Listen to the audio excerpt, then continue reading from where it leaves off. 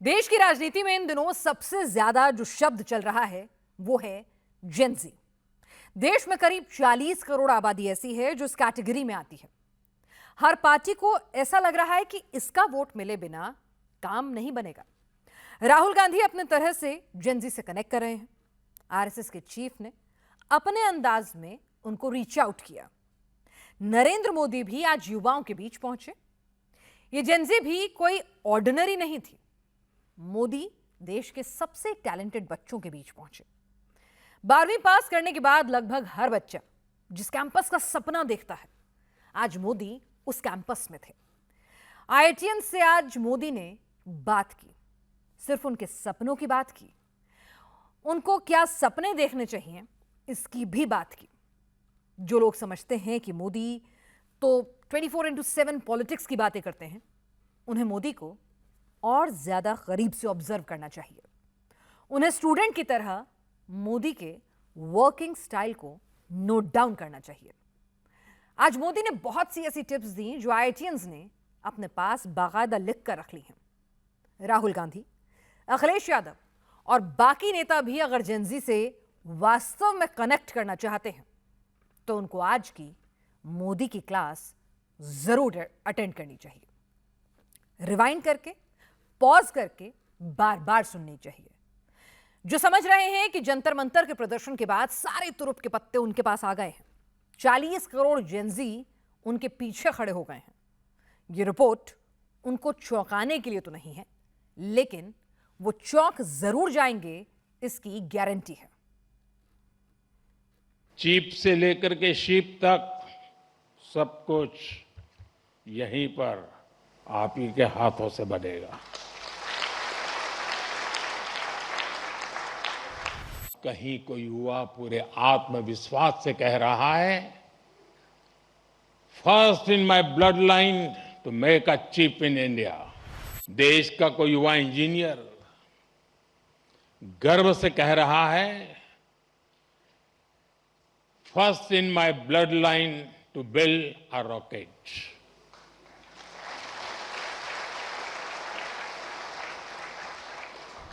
और आज कहीं कोई युवा कह रहा है, first in my bloodline to make a drone. ऐसे अनेक क्षेत्र आपके टैलेंट, आपके इनोवेशन और आपकी लीडरशिप का इंतजार कर रहे हैं, और मैं भी इंतजार कर रहा हूं।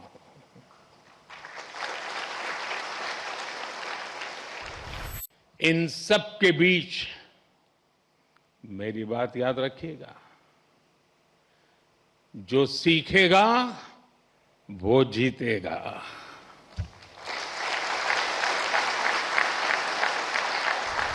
आपका ये इंस्टीट्यूट जो धीरे धीरे आपका अपना घर बन गया, आप अपनी हर सक्सेस में इन सबको याद करेंगे।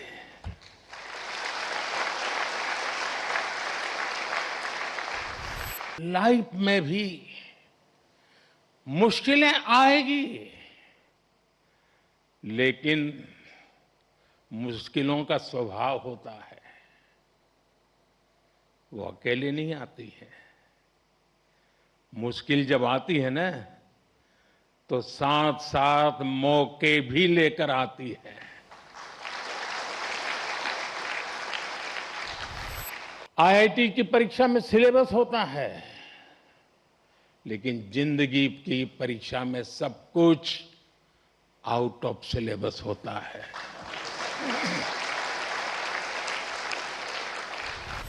आज के सोशल मीडिया के दौर में ये तुलना कभी खत्म नहीं होती, लेकिन याद रखिए, जिंदगी कोई लीडर बोर्ड नहीं है।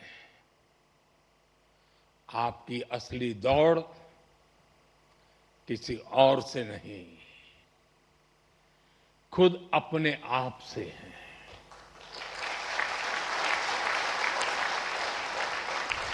आज कई स्टूडेंट्स उनको उनकी उपलब्धियों के लिए मेडल्स भी मिले हैं। मैं आप सभी को इसके लिए बहुत बहुत बधाई देता हूं।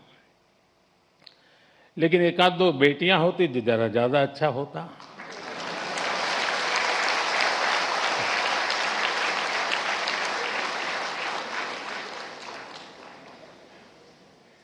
सॉरी, एक दो क्यों, ज्यादा होनी चाहिए थी।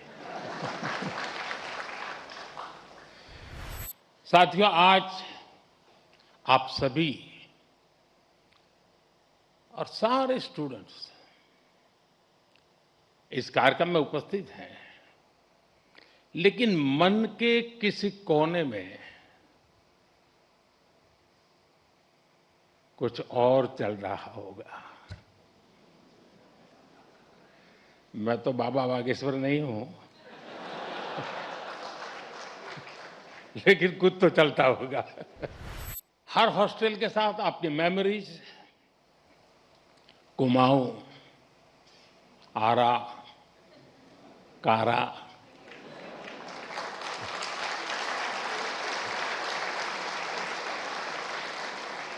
विंडी, नील, कैलाश, हिमाद्री,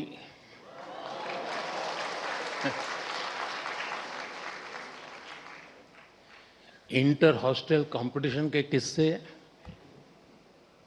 पुरानी नोकझोंक, ऐसा कितना कुछ होगा जो विदा होने से पहले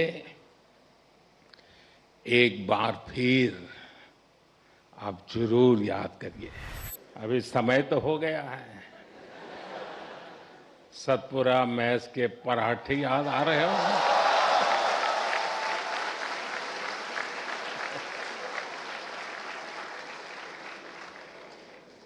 आप में से कई साथी विंड टी पर भी कुछ और पल भी बिताना चाहते होंगे,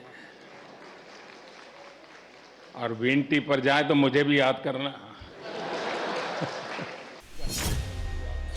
33 मिनट का भाषण, 33 बार तालियां बजी।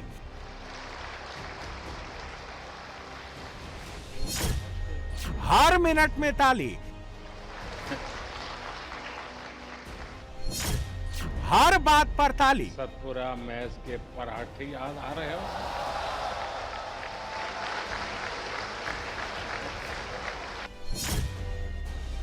जगह दिल्ली का आईआईटी, सामने आईआईटी के स्टूडेंट्स और प्रधानमंत्री नरेंद्र मोदी की मास्टर क्लास। प्रधानमंत्री के सामने ये जितने स्टूडेंट बैठे हैं, इन सबकी उम्र 24 से 27 साल के बीच की है, और ये कोई मामूली स्टूडेंट नहीं है। ये भारत के सबसे टैलेंटेड और गिने चुने जेन जी हैं। आज प्रधानमंत्री मोदी ने जेन जी को जेन जी की भाषा में ही समझाया। चिप, रॉकेट, ड्रोन, मोदी ने कहा नेता तुम ही हो कल के, तुम ही चिप बनाओगे, तुम ही ड्रोन बनाओगे, तुम ही रॉकेट भी बनाओगे। देश का कोई युवा इंजीनियर गर्व से कह रहा है, first in my bloodline to build a rocket.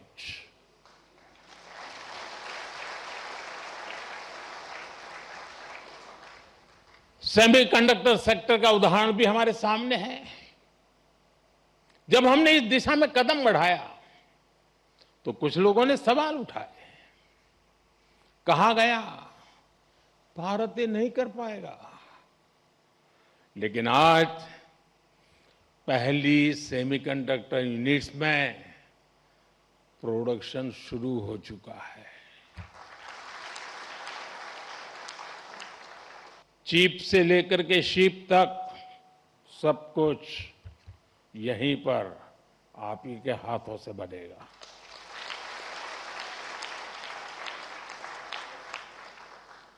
और कहीं कोई युवा पूरे आत्मविश्वास से कह रहा है, first in my bloodline to make a chip in India. साथियों, आज आप हमारे ड्रोन सेक्टर को भी देखिए। आज इस सेक्टर में युवा नई नई संभावनाएं तैयार कर रहे हैं। कहीं ड्रोन से खेतों में काम लिया जा रहा है, ड्रोन दवाइयां पहुंचा रहा है, ड्रोन देश की रक्षा सुरक्षा में मदद कर रहा है। और आज कहीं कोई युवा कह रहा है, first in my bloodline to make a drone. साथियों, भारत के स्टार्टअप रेवोल्यूशन को इसी पीढ़ी के आप जैसे युवाओं ने ही तराशा भी है, ताकत भी दी है। इसी इंस्टीट्यूट से कितने ही फाउंडर्स निकले हैं। अगर एक इंस्टीट्यूट से इतना कुछ हो सकता है, तो सोचिए पूरे देश में कितनी बड़ी ताकत तैयार हो रही है। Unicorns, digital payments, fintech revolution, इन सभी ने देश के लाखों युवाओं को पहली बार कुछ नया करने का अवसर दिया है। साथियों, अभी ऐसे भी अनेक सेक्टर्स हैं जहां भारत अपनी नई यात्रा शुरू कर रहा है और बड़ी जिम्मेदारी के साथ और बड़ी उम्मीदों के साथ देश आप जैसे युवाओं की ओर देख रहा है। आईआईटी इस देश के लिए क्या है? भारत में जेन जी का मतलब क्या है? जेन जी बड़ा होता है, सोचता है, 10-11 साल का होता है, 8वीं 9वीं के बाद 10वीं में जाता है। अगर वो इंजीनियरिंग, रिसर्च में करियर के बारे में सोचता है, तभी से उसका ड्रीम होता है, मिशन होता है आईआईटी।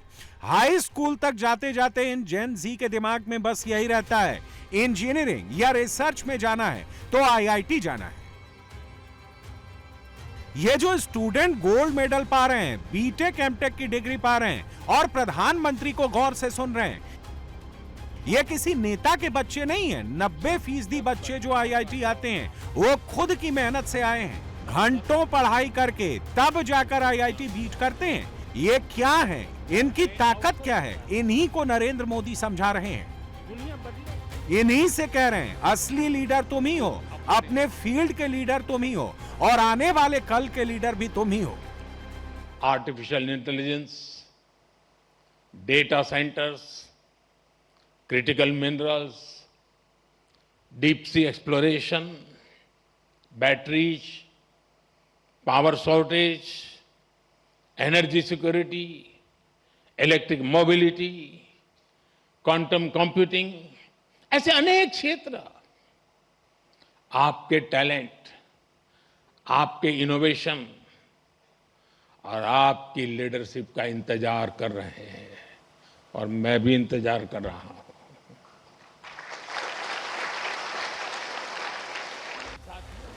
प्रधानमंत्री जिन जेन जी से आज कनेक्ट कर रहे हैं, डायरेक्ट बात कर रहे हैं, ये तय करेंगे कि 2046 का भारत क्या होगा, 2050 का भारत कहां होगा। मोदी ने आज जितनी बातें दिल्ली आईआईटी के दीक्षांत समारोह में कही, एक प्रधानमंत्री की तरह नहीं कही, एक प्रोफेसर की तरह नहीं कही। जो बात जेन जी के दिमाग में सीधे पहुंचती है उसी स्टाइल में बात की, उन्हीं बातों का जिक्र किया, उन्हीं के मन की बात की। प्रधानमंत्री 33 मिनट की इस स्पीच में वही शब्द लेकर आए जो जेन जी बोलते हैं, समझते हैं, कहां कितने सेकंड का पॉज लेना है। सीधे प्रधानमंत्री के शब्द इन जेन जी के दिल में उतर रहे थे। मसलन प्रधानमंत्री ने इंस्टीट्यूट को इंस्टी कहकर संबोधन किया, हॉस्टल के किस्से की चर्चा की, हर हॉस्टल का नाम उनकी जुबान पर था, कुमाऊं, आरा कारा, कारा नील कैलाश हिमाद्री, सतपुड़ा, हॉस्टल के मेस की चर्चा की। और जब मोदी स्पीच दे रहे थे उस वक्त लंच का टाइम हो रहा था तो हॉस्टल और मेस की चर्चा कर दी, सीधे कनेक्ट कर लिया, तालियां बज गई। आपका ये इंस्टी जो धीरे धीरे आपका अपना घर बन गया, आप अपनी हर सक्सेस में इन सबको याद करेंगे।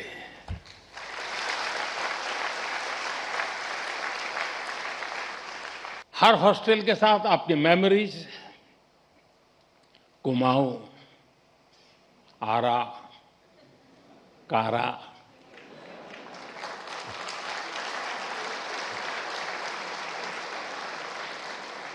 विंडी, नील, कैलाश, हिमाद्री,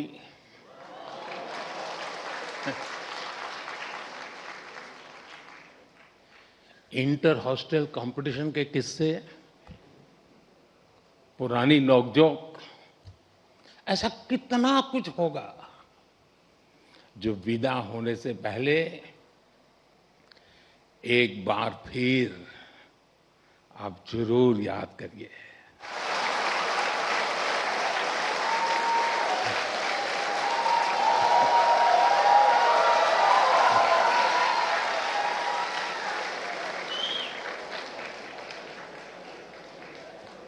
अभी समय तो हो गया है, सतपुरा मैस के पराठे याद आ रहे हो?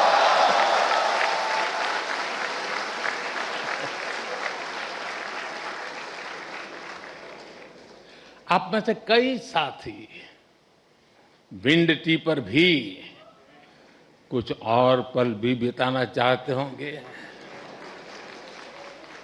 और विंड टी पर जाए तो मुझे भी याद करना। नरेंद्र मोदी का यह भाषण बड़े बड़े पॉलिटिकल साइंटिस्टों को समझ में नहीं आएगा। 1990 में एक टर्म आया था सोशल इंजीनियरिंग, जिसका सियासी दलों ने बहुत फायदा उठाया। अब जब जेन जी को मोदी के खिलाफ खड़ा किया तो मोदी ने 2026 में जेन जी इंजीनियरिंग शुरू कर दी है। मोदी ने एक पॉलिटिकल क्रांति की शुरुआत कर दी है। जो लोग मोदी पर पर्सनल कमेंट करते हैं वो शायद इस स्पीच को पचा नहीं पाएंगे, क्योंकि मोदी को जेन जी का दिल कैसे जीतना है और कैसे कनेक्ट करना है ये आता है। किसी ने सोचा भी नहीं होगा कि मोदी आईआईटी जाएंगे और जेन जी के बीच में भी बाबा बागेश्वर को ह्यूमर में लाएंगे। साथियों, आज आप सभी और सारे स्टूडेंट्स इस कार्यक्रम में उपस्थित हैं, लेकिन मन के किसी कोने में कुछ और चल रहा होगा। मैं तो बाबा बागेश्वर नहीं हूं, लेकिन कुछ तो चलता होगा। हर स्टूडेंट के मन में आने वाले कल की अपनी अपनी तस्वीर होगी। कई छात्र अपनी पहली सैलरी का इंतजार कर रहे होंगे, कोई नए शहर में नई शुरुआत की तैयारी में होगा, कई साथी अपने पहले स्टार्टअप का सपना देख रहे होंगे, किसी ने अगले कॉम्पिटिटिव एग्जाम का लक्ष्य बनाया होगा। हर किसी का रास्ता अलग है, हर किसी का सपना अलग है, लेकिन इन सब के बाद भी एक एहसास ऐसा है जो आप सभी के मन में एक सा होगा। वो दिन याद करिए जब आपका आईआईटी दिल्ली में पहला दिन था, और एक ये आज का दिन है। आप सोच रहे होंगे कि अभी कल की भी तो बात है जब ओरिएंटेशन हुआ था, और अभी एक कॉन्वोकेशन का समय भी आ गया। तो ओरिएंटेशन से कॉन्वोकेशन की इस यात्रा का आपको भरपूर सेटिस्फैक्शन भी होगा, और साथ ही आप सभी में जीवन के एक नए चैप्टर की शुरुआत का उत्साह भी होगा। नरेंद्र मोदी के इस भाषण का कोई स्क्रिप्ट राइटर नहीं था। पूरी स्पीच में सीधे कनेक्ट कर रहे थे मोदी, और सिर्फ ये आईआईटी के स्टूडेंट ही नहीं, टीचर, प्रोफेसर, एलुमनाई, सबको मोदी पुराने जेन जी की दुनिया में ले गए। मानो वो लीडर नहीं है, बल्कि कॉलेज से पास हुआ पुराना सीनियर ही उन किस्सों का जिक्र कर रहा हो। अब मैं आपसे थोड़ा डिस्ट्रैक्शन की बात करूंगा। जब हम बड़े गोल्स को अचीव करने के लिए प्रारंभ करते हैं, निकलते हैं, तो एक बड़ा डिस्ट्रैक्शन भी हमारे सामने आता है। ये डिस्ट्रैक्शन होता है एक दूसरे से कंपैरिजन का। किसी को क्या पैकेज मिला, कौन किस कंपनी में गया, किस शहर में गया, किस देश में गया, किसने स्टार्टअप शुरू किया। आज के सोशल मीडिया के दौर में ये तुलना कभी खत्म नहीं होती। लेकिन याद रखिए, जिंदगी कोई लीडर बोर्ड नहीं है। आपकी असली दौड़ किसी और से नहीं, खुद अपने आप से है।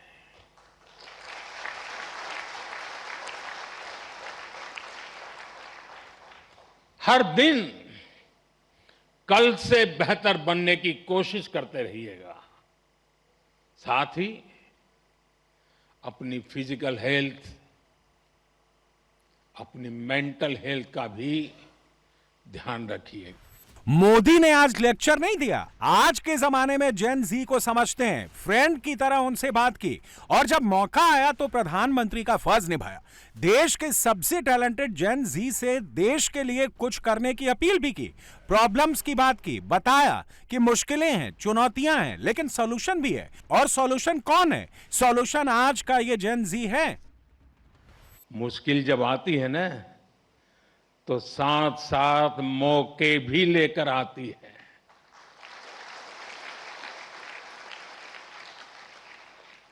सबको बस अलर्ट रहना है, सतर्क रहना है।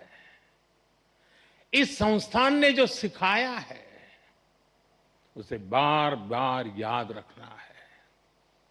साथियों, मैं लाइफ की कुछ प्रैक्टिकल बातें भी आपसे शेयर करना चाहता हूं। कैंपस का जीवन और कैंपस के बाहर का जीवन, इन दोनों में बहुत बड़ा अंतर होता है। आईआईटी की परीक्षा में सिलेबस होता है, लेकिन जिंदगी की परीक्षा में सब कुछ आउट ऑफ सिलेबस होता है।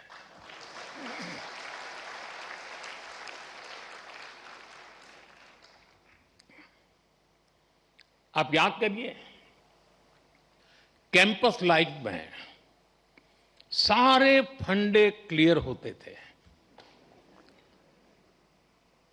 क्या पढ़ना है, कौन सा असाइनमेंट पूरा करना है, कौन सी परीक्षा देनी है, सब पहले से तय होता था। लेकिन जिंदगी कुछ अलग तरह से चलती है। वहां न कोई तय कोर्स होता है, न कोई क्वेश्चन पेपर होता है। कई बार तो ये भी कोई नहीं बताता कि असली सवाल क्या था। वो सवाल भी आपको खुद पहचानना पड़ता है। मैंने आईआईटी के अनेक अलुमनाई की यात्रा को देखा है। उनकी सक्सेस का कारण सिर्फ ये नहीं था कि उन्होंने सही जवाब दिए। उनकी सक्सेस का कारण ये था कि उन्होंने वो सवाल पहचाने जिन्हें दुनिया ने सवाल मानना ही छोड़ दिया था। उन्होंने उन समस्याओं का समाधान खोजा जिनके साथ बाकी लोग समझौते कर चुके थे। मेटा, गूगल, माइक्रोसॉफ्ट, एप्पल ऐसे ही नहीं बने। रिसर्च का मतलब अमेरिका होता था। इन कंपनियों की ऊपर से नीचे की लिस्ट देख लीजिए, इंडियंस की भरमार है। उनको हिंदुस्तान के जेन जी नहीं उठाया है। आज मोदी आईआईटी में इन छात्रों से यही कह रहे थे कि अब साइंटिस्ट, इंजीनियर दूसरों के लिए नहीं, खुद के लिए बनना होगा, देश के लिए करना होगा। साथियों, अब एक और बड़ी संभावना आप सबके सामने है, और वो नया अवसर है रिसर्च। आज देश को नई नई रिसर्च की बहुत जरूरत है, और रिसर्च पर हमारा उतना ही फोकस भी है। प्राइम मिनिस्टर्स रिसर्च फेलोशिप हमारे प्रतिभाशाली युवाओं को रिसर्च करने का अवसर दे रही है, आइडियाज को आगे बढ़ाने का मौका मिले, इसके लिए research, development and innovation scheme शुरू की गई है। अनुसंधान नेशनल रिसर्च फाउंडेशन की स्थापना भी हुई है, ताकि देश में साइंस और रिसर्च को नई ताकत मिल सके। रिसर्च सेक्टर में 1 लाख करोड़ रुपए तक की फंडिंग की व्यवस्था की जा रही है।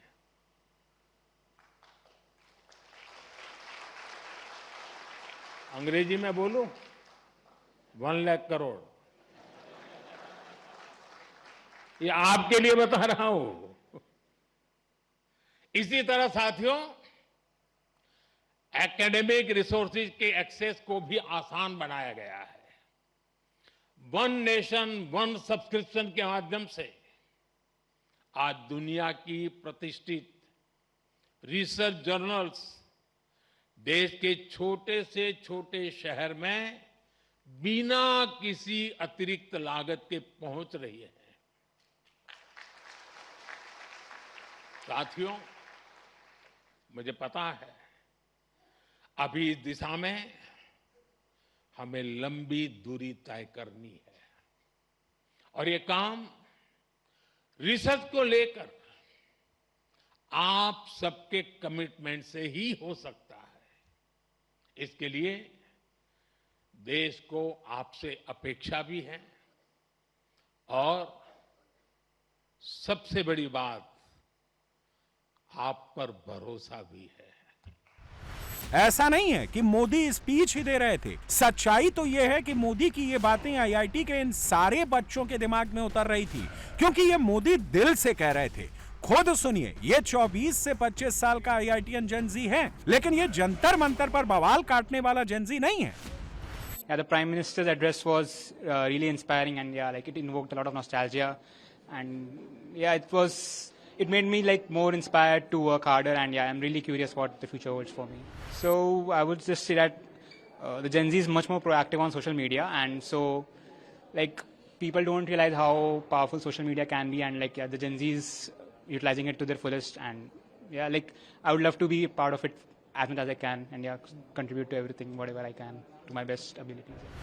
इनमें से कोई कंप्यूटर साइंस से बीटेक किया है। जो बीटेक नहीं कर पाए, उन्हें आईआईटी में आकर मास्टर्स डिग्री का मौका मिला। अगर आप सोच रहे हैं कि Narendra Modi chip, drone, rocket और रिसर्च की बात कर रहे हैं, तो उसका असर क्या हुआ, खुद सुन लीजिए। प्रॉब्लम नहीं, ये जेन जी सॉल्यूशन की बात कर रहा है। So particularly Prime Minister's speech was particularly shadowed a lot of light in that sphere. He talked about the upcoming sectors in the country such as space, such as drones, semiconductor chips and so on. So he was particularly motivating in that aspect that youth shall contribute more and more to these sectors, as these sectors are something which weren't available few years back.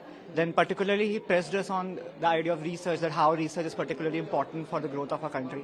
And I particularly like that aspect, that where he highlighted how in life you really, in question papers, you have a fixed set of questions, you have to answer them. But in life, there are no set of correct questions as well. So you have to find your correct questions for yourself and the correct answers as well. So that was particularly. Narendra Modi ने 33 minute तक खुलकर इनसे बात की, medals दिए, लेकिन इस stage पर जब मोदी को एक बात खटक गई, जो बात खटकी वो खुद सुन लीजिए। आज कई स्टूडेंट्स उनको उनकी उपलब्धियों के लिए मेडल्स भी मिले हैं। मैं आप सभी को इसके लिए बहुत बहुत बधाई देता हूं। लेकिन एक आध दो बेटियां होती तो जरा ज्यादा अच्छा होता।